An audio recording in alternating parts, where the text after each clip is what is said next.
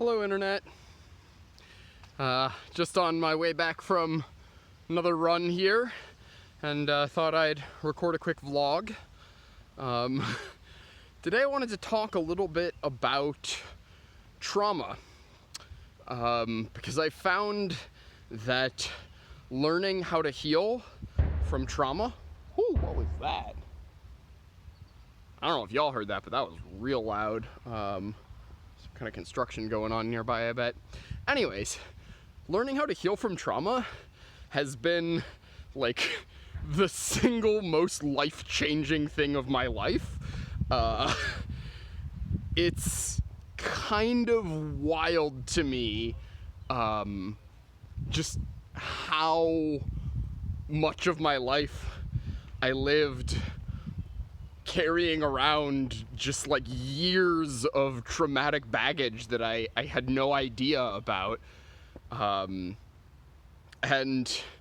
it's almost like, I don't know, I think about life as though it's like if you think about it like a video game, kind of Tierzu style. It's like humanity has been carrying around this, this trauma debuff. All of us have this trauma debuff on us that is staying with us wherever we go in our lives, and really kind of hijacking our brains and our nervous systems at times, and making it difficult to act in ways that are in line with how we would like to show up in the world sometimes, because we just have a little bit less control over that when we're having a trauma response. So when we talk about trauma, the thing we want to remember is our brains are just trying to look out for us. They're very good at keeping us alive. And one of the ways that our brains try to keep us alive is across here. One of the ways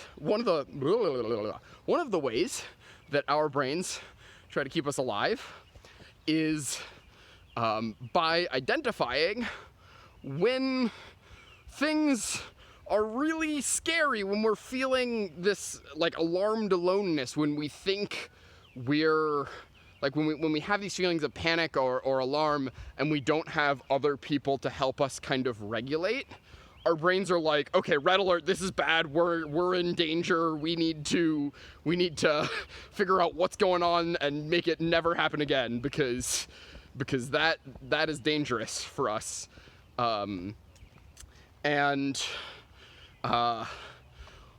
We end up with these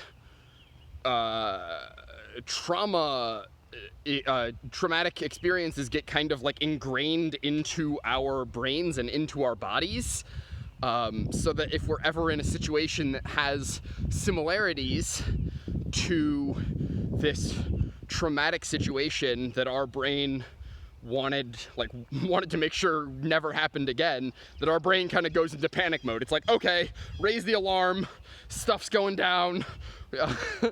And we end up having kind of less control because we're not in that like regulated ventral vagal state of social engagement anymore. We get kind of yoinked into a state of sympathetic activation or dorsal vagal shutdown. And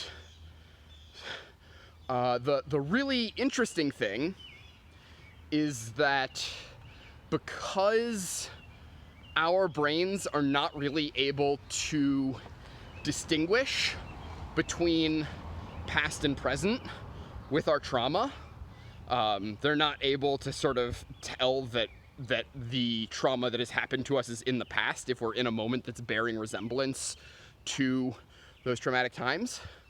There's actually kind of an avenue for healing trauma in there, where if you do what's called inner child work or time travel empathy, where you kind of like envision yourself going back in time or connecting in with that traumatized piece of you, that younger self that's carrying that trauma, you can kind of heal those wounds. You can offer your younger self all of the empathy and all of the care that you were really needing in that moment. You know, like, I've definitely, gone back in time and been the, like, chill, queer, disabled adult that my young self needed to get empathy from. And it works. It, like, really works. I have found that after just like a few months of doing kind of regular trauma work with my therapist and with my empathy buddy, and sometimes with myself, that I have been able to let go of an awful lot of baggage that I had been carrying around for years and years and years, and I feel lighter and happier and healthier than I have since ever. At least since I was a little kid. It's and I feel good. Haven't felt good in a long time. Feels kind of nice. So I'm almost home, and I don't want to get like super deep into the specifics of all of the work that I've been doing with myself, but I would right now, because I would really love to kind of have a little bit more spaciousness around that. But I'm thinking in a future video I might just kind of walk y'all through, like, what does that process actually look like? Like, how, what are the mechanics of, in terms of like what actions can you take, what things can you say to your younger self to help you heal from those traumatic moments? Because I have used those strategies, traveling back to several different points in my life, and they have really helped those younger parts of me feel more seen and understood and cared for, and I just feel like a warmth percolating through my body thinking about that. Hope y'all are having a great day, and I will see you next time.